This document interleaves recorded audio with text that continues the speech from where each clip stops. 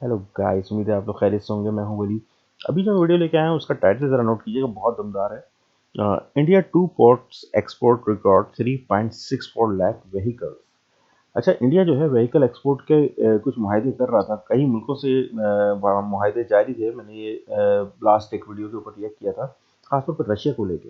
तो क्या ये उसी से लिंक्ड है? क्योंकि वहाँ पे लगता ऐसा था कि इंडिया की अब मोनोपोली हो जाएगी। अगर ये वीडियो उसी से लिंक है या फिर कोई नई इसके अंदर चीज़ है तो वो सब इसमें देखने को मिल जाएगी। ये इंडी प्लस न्यूज़ का लिंक है, डिस्क्रिप्शन में आपको मिल जाएगा। चलो पहले इसको देखते हैं, उसके बाद इसके ऊपर थोड़ा रिएक्ट करते हैं।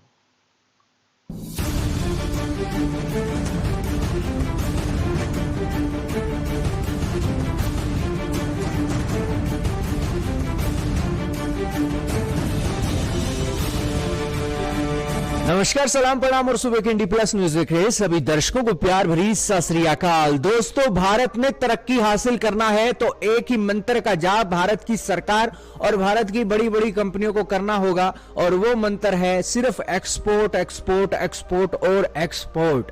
साल 2022 बीत रहा है और इस एक्सपोर्ट के जो आंकड़े हैं धीरे धीरे आना शुरू हो गया है। और साउथ इंडिया की एक जगह है चेन्नई, तमिलनाडु के अंदर पड़ती है, और इस सिटी के अंदर जो दो पोर्ट हैं उन्होंने हैरान कर दिया है और बेसिकली उसकी खबर बन गई है।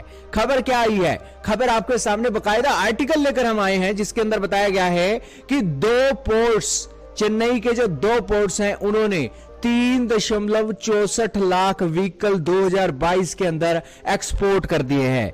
ये दो पोर्ट कौन से हैं गूगल मैप पर आपको बताएंगे। दोस्तों, सबसे पहले आप देख रहे हो गूगल मैप और ये है आपका प्यारा भारत।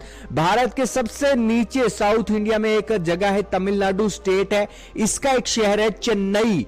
चेन्नई के अंदर दोस्तों चेन्नई पोर्ट ट्रस्ट है और यहां से एक रिकॉर्ड स्तर पर इन्होंने अपना एक्सपोर्ट किया है व्हीकलों को।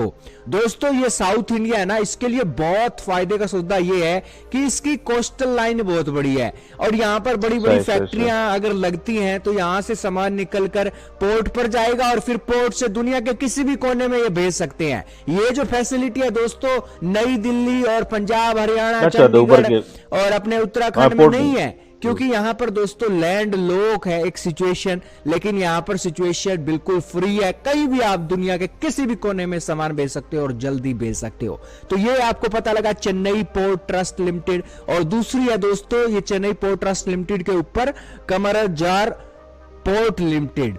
इस दोनों पोर्टों ने 3.64 लाख व्हीकल एक साल में एक्सपोर्ट कर दिए हैं और बेसिकली इनका आंकड़ा भी चलता जा रहा है। चेन्नई पोर्ट ट्रस्ट जो है उसने 2.23 लाख कार एक्सपोर्ट की है। आप कहोगे कि यार ये किसी एक कंपनी के साथ इन्होंने सौदा कर रखा है क्या, ये जो इतनी लाखों लाखों कारें बेच देती है? दोस्तों जी हां, इन्होंने कई कंपनियों के साथ सौदा कर रखा है। ज्यादा कारें तो इन्होंने एक्सपोर्ट की हैं जो हिंडई मोटर है उसकी तकरीबन 1.65 लाख यूनिट इन्होंने एक्सपोर्ट कर दिया अपने इस एक पोर्ट्स के अंदर। और दूसरी कमरजार जो पोर्ट लिमिटेड है उसने 1.41 लाख व्हीकल एक्सपोर्ट किए हैं। अब ये मोटा मोटी बातें आपको पता लगी दोस्तों, लेकिन अब एक और बात ये भी है कि किन किन कंपनियों के साथ इन पोर्ट इंडस्ट्री वालों ने सौदा कर रखा है।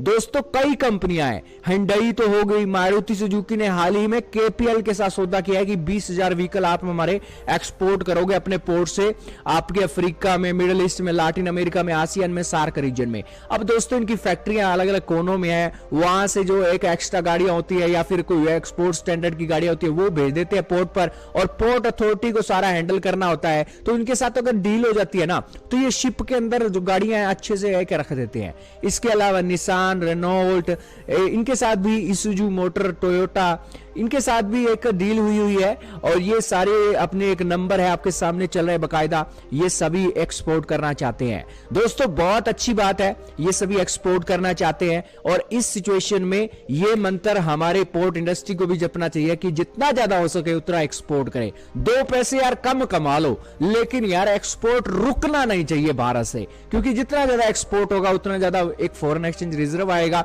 और उतना ज्यादा देश समृद्ध होगा। आपका क्या कहना है? चेन्नई के इन दो पोर्टों ने 3 लाख व्हीकल एक्सपोर्ट कर दिए हैं। हम तो उम्मीद करते हैं कि 10 लाख प्लस व्हीकल ये एक्सपोर्ट करें और भारत के अंदर वो कैपेसिटी है। आपका क्या मानना है? कमेंट में बताइए। बिल्कुल सही सही स्ट्रेटजी। मैं तो ये कहता हूँ कि याद करें, चाइना भी इसी तरह से अपने आप को इस मार्केट के अंदर बिठाया था कि मुनाफा कम ले रहा था, कह रहे हैं 2 रुपये कम ले लें, कोई ऐसा मसला नहीं है। तो वो उसने यही हरकत की थी, याद करें। उसके बाद वो पॉपुलर बहुत हो गया था, इवन उसने चीप चीज़ें बेची और लोगों ने चीज़ों को इतना वो नहीं किया, लेकिन क्योंकि सस्ता था तो लोगों ने कहा कि यार इसको पकड़ते हैं, we have to try once ना। सब ने एक बार ट्राई ज़रूर किया, बल्कि 4-4 बार ट्राई किया।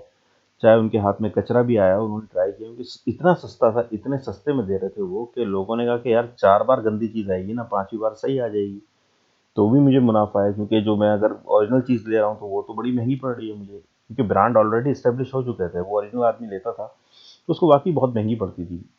और बात सारी ये है कि जब वो ओरिजिनल लेता भी था अगर कोई इस तरह का ब्रांड है, क्लोथिंग का ब्रांड है, तो फिर सामने, या घड़ी का ब्रांड है, तो फिर दूसरा आदमी जो है उसकी नकल पहना हुआ होता था। तो अब वो कंपैरिजन में तो पता भी नहीं चलती थी फर्स्ट कॉपी है तो क्या है क्या नहीं करके, तो वो तो बेचारा बन गया ना बेवकूफ़ जिसने ली।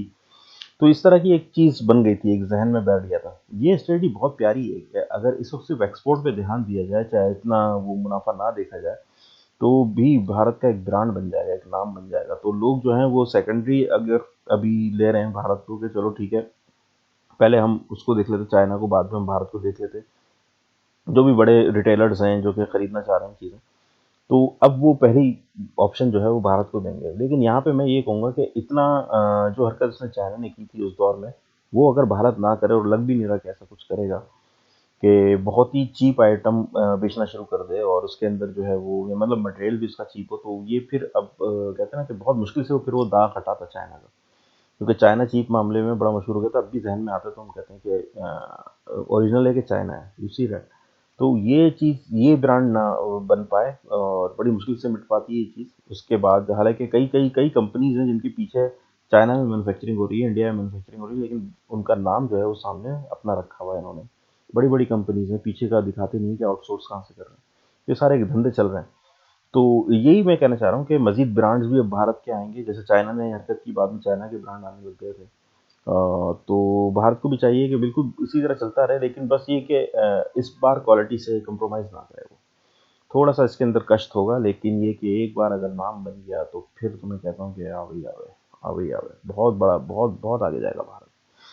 गाइस, बहुत अच्छी वीडियो थी, इनको लाइक एंड सब्सक्राइब कर दीजिएगा। हो सके तो मेरे चैनल को भी लाइक एंड सब्सक्राइब कर दें, गरीब आदमी, छोटा चैनल है ग्रो करना चाह रहा है। अगर आप लोग साथ रहे तो ग्रो कर जाएगा। अपना बहुत बहुत ख्याल रखें, मिलते हैं नेक्स्ट वीडियो में।